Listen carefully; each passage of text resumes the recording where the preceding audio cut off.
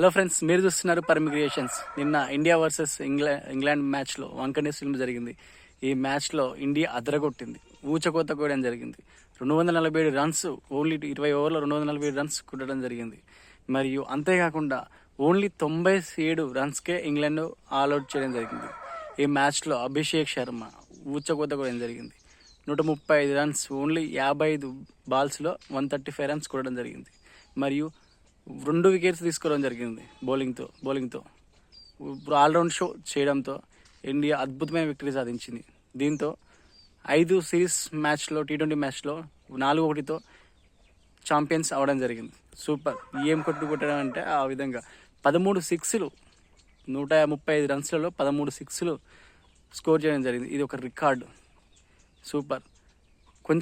కొంచెంలో fastest century miss కావడం జరిగింది. ఒక 2 బాళ్ళ తేడాతో అభిషేక్ శర్మది ఫాస్టెస్ట్ సెంచరీ మిస్ చేయడం జరిగింది. Super match. నిన్న అభిమానులందరికీ ఫుల్ మీల్స్ కాదు, డిన్నర్, మీల్స్ అన్నీ ఒకే మ్యాచ్తో ఇవ్వడం జరిగింది. Very good team India.